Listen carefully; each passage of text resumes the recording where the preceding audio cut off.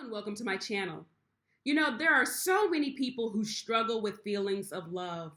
And you and I have this amazing opportunity, in fact, an obligation to show the love in the heart of God in the earth every single day. But love requires work, and love requires thick skin and a soft heart. And we're going to talk about that in today's video. Let's go. Sunday, Sunday, Sunday, Sunday, Sunday. It's Sunday, Sunday, Sunday, Sunday, Sunday school. It's Sunday, Sunday, Sunday, Sunday, Sunday, Sunday.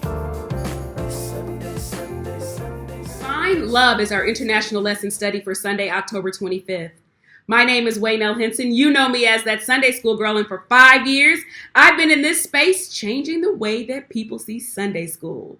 We have been having some amazing conversations over the last few weeks about love. We started talking about struggles in love, and then we moved into loving others. And what we have seen is that love is active. It must be intentional. It's thoughtful. And we're going to continue to open that up as we explore 1 Corinthians chapter 13 this week, which is typically called the love book in the Bible. But before we do that, you already know that I need to say hello to some special people. And those are the folks who are new around here. If that's you, allow me to say welcome. You have just joined the largest cyber community of Sunday school students on the World Wide Web. I'm glad you're here. Listen, look down below. Click that subscribe button. I want to get you connected. And also look for the notifications bell. Click that too so that you don't miss any content when it is uploaded on this channel. We're currently uploading at least 3 videos a week. We start together on Markup Monday, where I go live here on YouTube, and literally hundreds of people join for a raw reading of the upcoming week's lesson. I share a free template with you that allows you to create your own personalized study plan. And then you either come back here with me to review this lesson by video, or maybe you'll want to join me live on Sunday morning at 9:45 a.m. when I go, live here for those who are not back into their traditional worship settings. There's also a video that I upload for the young people, which is a very short video with their kind of like super cool auntie who just happens to teach Sunday school. And we share that with them to put the lesson in their own context. But that's it. I'm so happy that you're here. I'm ready to get into this week's lesson with you. Before we do, I want to make sure that you have everything that you need. The TSSG notes, if you want them, are always the first link in the description box below. Those are my personal study notes from this lesson. Also want to make sure that you've downloaded the TSSG app. I've been getting questions. Yes, it's available for iPhone. Yes, it's available for Android. Yes, it is free, and it's intended to be an enhancement to your lesson study or just having everything that you need while you are in motion. So make sure that you've got your Bibles, your pens, your handy dandy notebooks, because it's time for us to get into this lesson. Our lesson title is Divine Love. The Bible basis is 1 Corinthians chapter 13, verses 1 through 13. Our memory verse is verse 13, and our lesson aims are that we will validate Paul's understanding of love as the apex of the spirit-filled life, appreciate love as motivation to share our God-given gifts, and act in love when sharing our God-given gifts. We've already identified that 1 Corinthians 13 is often referred to as the love passage. In fact, we know this to be a very popular passage that's selected as a reading for weddings. And why not, right? It is so perfect. It is poetic. It goes along with the moment, the music, the community, this culminating celebration of love. In fact, some of you probably use this as a reading in your wedding. And if that's you, go ahead and drop that in the comments. Let us know I used 1 Corinthians 13 in my wedding. However, when Paul penned this letter to Corinth, he was not writing inside of the narrow scope or the context of marriage.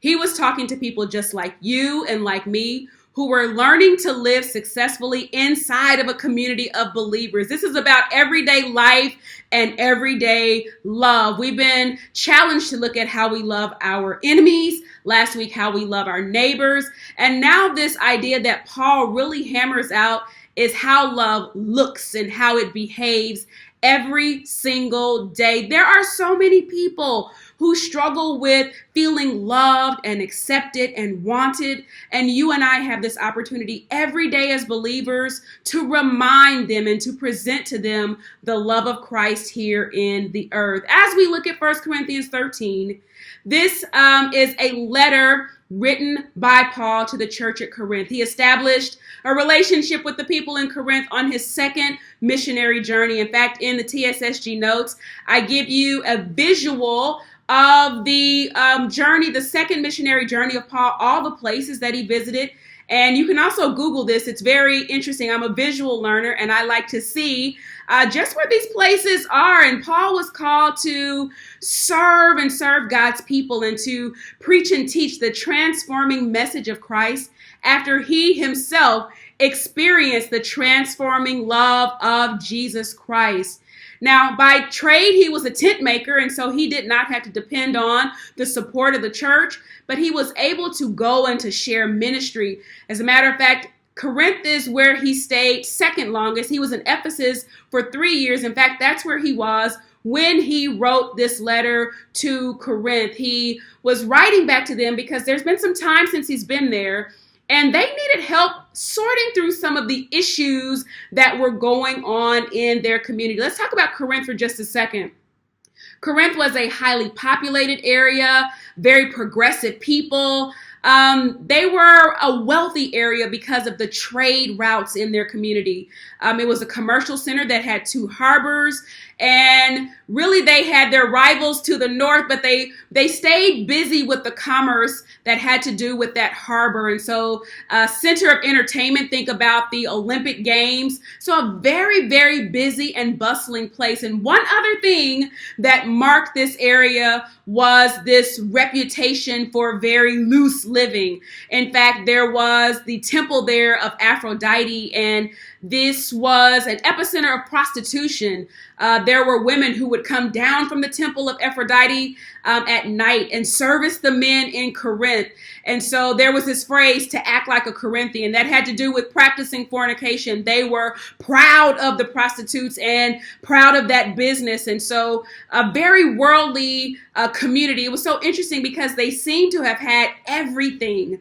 Financially, they had everything. They were a knowledgeable people, but they did not have a church. They did not have the message of Christ. And so at the point that Paul meets them, that is their need, and that is where he is able to help them with the transforming and saving knowledge of Jesus Christ. But after he leaves, again, this is a community that has to learn to get along. You and I are like that. We sit in seats where we have to learn every single day to deal with nuances and other personalities and things that come up and issues and how we sort through them. And we're dealing with our own sort of backdrop and our lens and how we come to the table and how we see it. And it often gets so clouded when we come in the congregation of others who bring their own experiences and their own differences. And so this church lacked unity. And they were really struggling over, the division was sort of over who belonged to whom, and then in gifts of the church. They were not mature yet in their faith and in their actions. They were growing, but they had not reached a level of maturity. And so they fought over a faction, I'm with Paul. A faction says, I'm with Apollo. Some were with Peter. And some said, I just believe God. I'm just with Jesus. And so there was this division that Paul has to address. In chapter 13, I group verses 1 through 3 together. And Paul says, though I speak with the tongues of men and angels and have not charity, I am become as sounding brass or a tinkling cymbal. And though I have the gift of prophecy and understanding all mysteries and all knowledge, and although I have faith so that I could remove mountains and have not charity, I am nothing. And though I bestow all my goods to feed the poor, and though I give my body to be burned and have not charity, it profited me nothing. He's talking to this community about their focus. There's just so much going on. They're focused on who belongs to whom. They are really lost in all of their stuff. I talk about that a lot with our church stuff. We can get lost in our stuff and how we think things should be done. And they were struggling on their views with gifts. In fact, people struggle today with the use of gifts in the church, specifically the gift of tongues. And there are some who believe that that was for a pastime. And there are some who believe that if we don't have tongues in the service today, then God is not present. But Paul wanted them to focus. It wasn't just on the gifts, and it wasn't just on spiritual gifts and who belonged to whom, but the real opportunity was how they love every single day. The biggest opportunity, even if you had all this stuff, the greatest thing that you can have is love. And so he explains that love is active, love is intentional, and love requires us having the right focus, that we're not so lost on the gifts and who is up and who is ministering, who has what. Paul is saying that we need to focus. He goes down through a series of things. He says, I could have eloquent speech. And he puts it in the first person. He says, I may have the ability to use my words in a way that is powerful, words that influence people. I could be the most persuasive communicator ever. In school, that was one of the focuses in school, was our persuasive ability to write, even in communications, our ability to use our words. Paul says, I can have the greatest gift of words in the world, but if I use my words in a way that lack love, it doesn't mean a thing. It doesn't matter that I can get up to a pulpit and I can sound wonderful. It doesn't even matter that I can teach a Sunday school lesson. If I do it and I don't have love, then I am nothing. As a matter of fact, he says, I am just... Yeah, you'll hear that a few times. He goes on to even talk about the tongues of angels. If I speak in tongues all the time, I have a heavenly language. Even if I do all that, and those were gifts that people sort of aspire to. And we know that feeling today. There are certain things in the church that people sort of look at as being the superior gift. I say often that we look at our pulpits, our raised areas, those who seem to be in higher levels of service, and we give so much credit to the podium, and we don't think about the other gifts that are operating in other places. This is how the Corinthians were. They were looking at what were the perceived big and visible and public gifts. And Paul says you can speak in tongues every day, but if you don't have love, you are like sounding brass. You are a tinkling cymbal. You are just making a lot of noise. He explains you can have the gift of prophecy. That's the ability to speak the mind and the heart of God, to see a future time, to know the mysteries of God. You can be really smart. You can have all knowledge. You can have faith that will move mountains. I mean, you can just have the gift of faith. You can be a person who just believes God and knows that God is going to come through, that you speak his word. But if you do that and you don't do it with love operating with it, again, he tells us, I am nothing. You are nothing. I am nothing if we don't have love. And then he goes to this idea of making personal sacrifice. He says, I can basically give extravagantly. And there are lots of people who do that. They will share their time, their talent, their resources. They give extravagantly, but they lack love. And he's saying that you can be a gift to everybody else, but if you don't have that love, you have missed it. As a matter of fact, I think about those who are a gift to everyone else. And Paul writes about this. You're a gift everywhere else, but you're not a gift at home. That absolutely means nothing. It is great to share our resources with charities and to volunteer and to give our time, but it does not matter if we don't love those who we are in community with, if we don't show love in our families and in our communities, in our workplaces. All those other things that we do not matter. Sacrifice with love is ultimately what Christ himself displayed on the cross. We've been talking about the fact that love is sacrificial. Love gives. That is the ultimate. You know that someone loves you when they give, but you can also sacrifice and not have love if you're not focused in the right way. And so Paul wants the church at Corinth to know, and we should know, that all of these things don't matter if we don't have love. So Paul is helping the Corinthian church to understand the priorities as Christ sees them. We get so lost on what we think priorities should be and how we should move and who we give value to and who's important, what gifts are needful, what gifts are important. What we've got to know is that God is not keeping score on our external performances. He is more concerned about the reflection of love that you and I show every single day. And we have that opportunity. In verses 4-8, Paul begins to talk about what love is. And if you have a King James Bible, you see the word charity repeated. That is the same as love. And I'm a visual learner, so in my own notes, I sort of made a chart because Paul, talking to this divided community of believers, gives a description, and he describes with particularity what love is. I want to know what love is. I want you to show me. Paul shows us what love is and what is not. As I looked at this, it seems from the heart of Paul that it is very important to understand both what love is and then also how it behaves. And so Paul takes this time to be very thoughtful and very specific and very complete in his definition. Again, I find this interesting in the scope of last week's lesson where the lawyer asked Jesus, "Who is my neighbor?" Where you get into the particulars and you get into digging into understanding what a thing is and how it behaves. It seems like Paul leaves no stone unturned. So he gives us 7 things that love does, and then he gives us 7 things that love does not do. And it really focuses on us on our actions and our attitudes. So the things that love does are our actions. The things that love does not do honestly focus us more on our motive, what's behind the thing. So let's look at the 7 things that love does.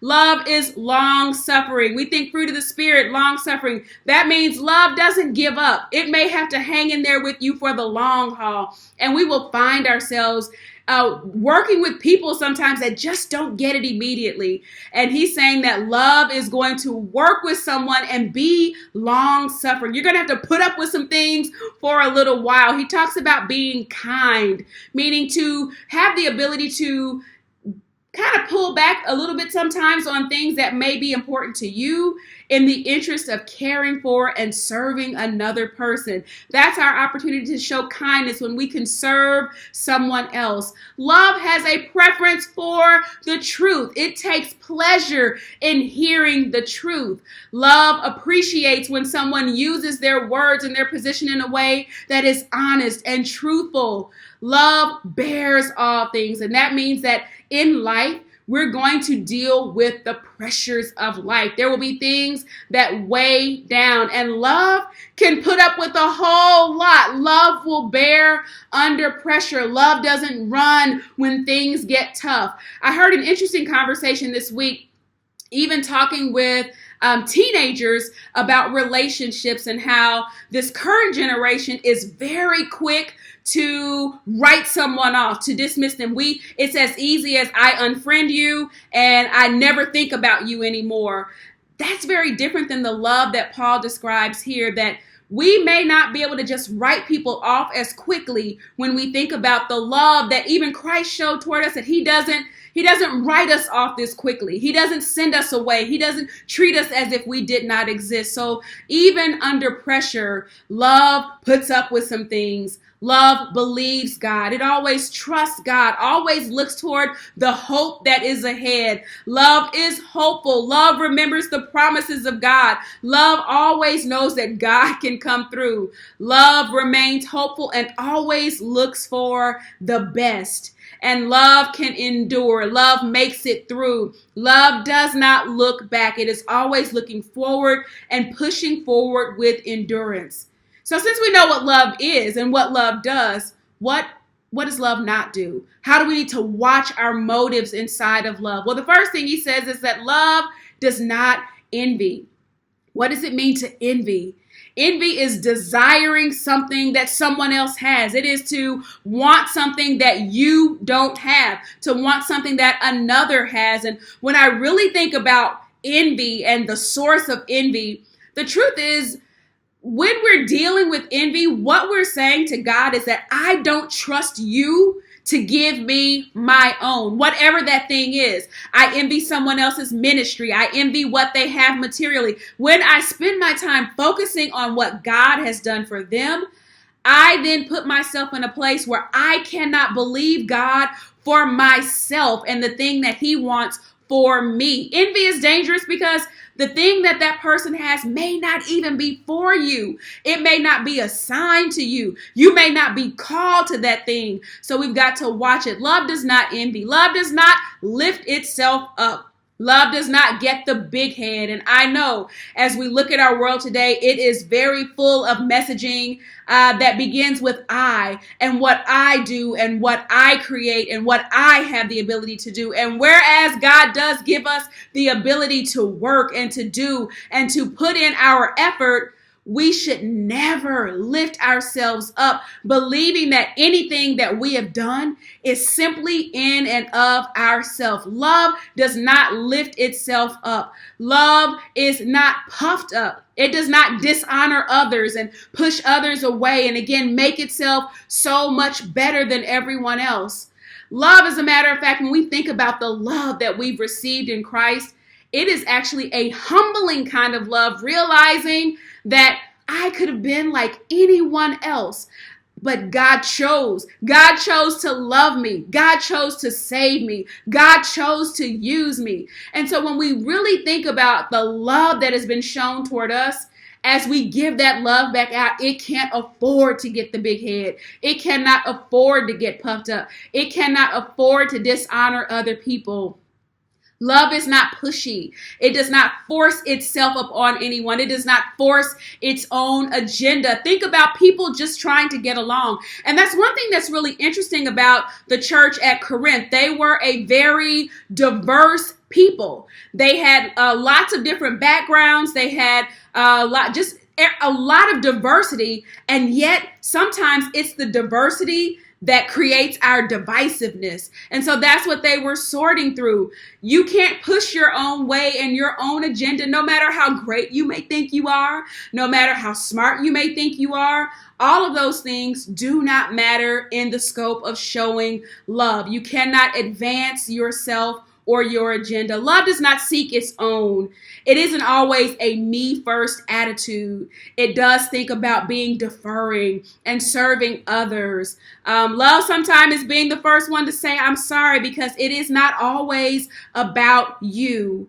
Love is not easily provoked. It doesn't just fly off the handle. Every little bitty thing does not upset you when you show love. There are some things that because you're long suffering, you're just going to let it go. There are some things because you're kind, you're going to choose not to just let it cause you to go off into left field. So love does not fly off the handle. Love does not think evil. It does not keep score. It does not keep this running tally of someone did. You know, as long as we're holding on to the tally sheet, it is impossible for us to move forward in ways that are productive because our minds stay focused on the wrong and we stew on the bitter things and we're not able to let that go and move together in the spirit of love. Finally, love does not rejoice in iniquity. What does that mean? There are some people that are just excited to see others fall. They're excited to see others when they seem like they're losing or when they're down. But Paul tells us that love does not take joy when others fail. When others fail, we realize that that is a breach and our hearts should go out. We should have concern when they fail. Love does not celebrate when someone else does not do well, but love again is kind. It does not rejoice in iniquity. It doesn't celebrate when others fail. It doesn't throw a party when they don't reach their goals or they somehow fall short. Love, as we look at Paul's writing, should always be in play. As we read, we see that love should be continuous. Love is a choice that we make every day, and we renew that choice daily. I want to say that again. Love is a choice that we make every day, and we renew that choice daily. As I go back and I look at this passage, I realize that this is not just a passage to read in a feel-good moment at a wedding. This is a passage that we should be able to go back, and everywhere you see the word charity or love, substitute the name Jesus and read it out loud. And there we get a model for how Christ has loved us. And then go back and take this same passage and substitute your name everywhere you see the word love and everywhere you see the word charity. And ask yourself, do I love in this way? Am I displaying this kind of love? Paul wants us to know that love is eternal. They were so focused on the things here and now, prophecy and tongues. Paul said these things are for now, but in eternity, we're not going to need those things. When that which is perfect is come, all we're going to need is God himself. But he also acknowledges, and we need to acknowledge this, that we're all in different spaces in our learning. And so Paul says, I get it. This is kind of different. This is a maturing message. But when I was a child, I processed like a child. I spoke like a child. I thought like a child. I acted like a child. But when I matured, when I grew up, when I kept going deeper in God, when I gained understanding, I put away those childish things and those childish attitudes. When I look at this, I think about the process of time and how you and I should be growing as believers, how we should be able to look back on last year and know that we've grown in our faith. Look back 5 years ago, 10 years ago, every decade in your life, you ought to be able to look back and see that there has been growth, that there has been change. We are to experience growth and maturity in our faith. And how does that play out? It plays out even in how we respond in our everyday lives. That's why you can look back on some things and you can say, there was a time that I would have said this. There was a time that I would have responded in this way. But because of the growth and maturity that you are gaining in your faith, you don't have childish responses. You respond in ways that reflect the love and the heart of Christ. And he goes on to say that we, not just you, this is not an indictment, but none of us right now has really clear vision. We're all kind of looking in this smudged mirror. We think we know how things should be, but none of us actually has it all together. Nobody has perfect knowledge. Nobody has perfect prophecy. But at a later time, we're going to see everything clearly. And we're going to see it not because of anything that you or I think about the other person, but because we will see God who sees and knows us fully. This is why our focus should not be on trying to sort out everything else and figure out all the other priorities. Our priority and our focus should just be love. Paul gives a summary of his argument in verse 13. He says that now abideth faith, hope, and charity. These three, the greatest of these is charity. And when he writes to the church at Thessalonica, he actually uses these same three, faith, hope, and charity. But he ministers to them based on what they were missing, which was their hope. Here in Corinth, they needed love. The greatest of these, the thing that you need to be focusing on is love. That is going to be the difference maker. I continue to reference the scripture that says, by this shall all men know that you're my disciples. It's not our bumper stickers. It's not our t-shirts. It's not that we go to church every week. It's not your Zooms. It's the love that you show for one another. This is the transforming love of the church. And this is the kind of love that transforms the heart of men. I really wish this reading or this lesson had taken us into chapter 14, verse 1, because that really is the challenge. After Paul summarizes all of this and gives us this description with particularity on what love is, what it's not, how it behaves, what it doesn't do, his challenge in chapter 14 and verse 1 is really what I think that you and I are challenged to do. Go after a life of love like your life depends on it, because it does. And that's what Paul wants us to know. Our life depends on the love that we show to others. That is the lesson for this week. I do want to share my key learnings. First is that there are people, again, who struggle with feeling loved.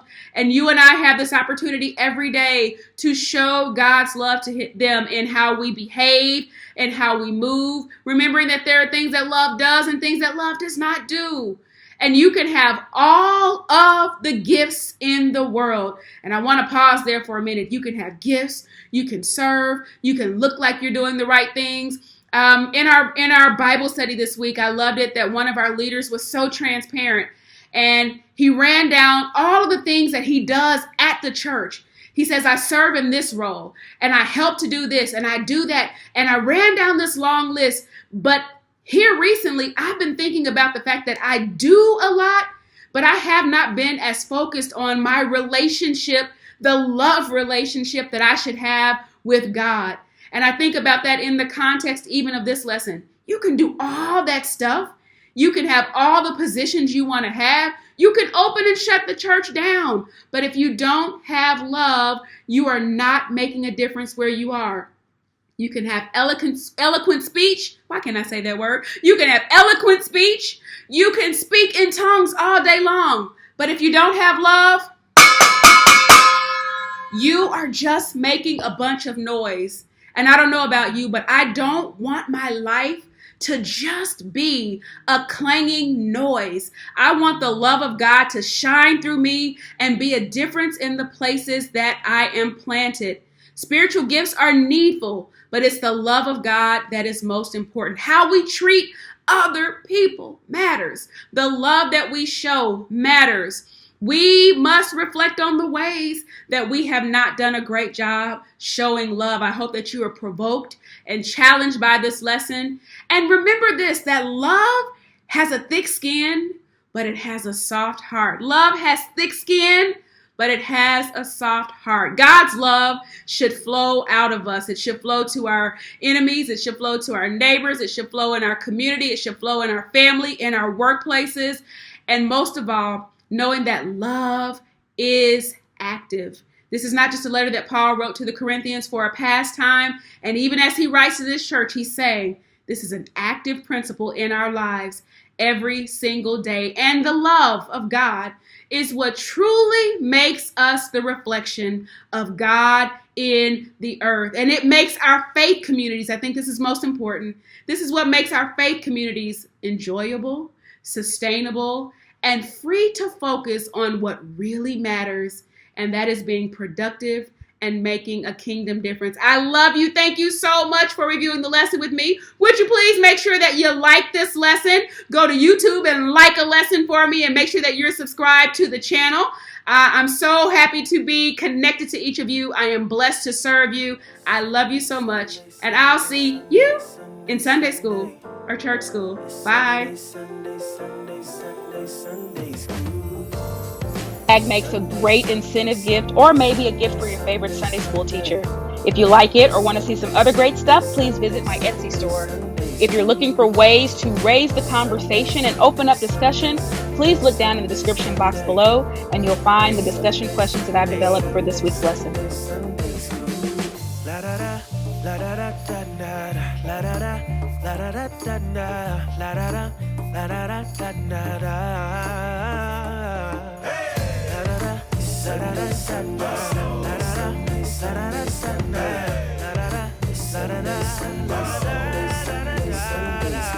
Changing the way you see Sunday school with that Sunday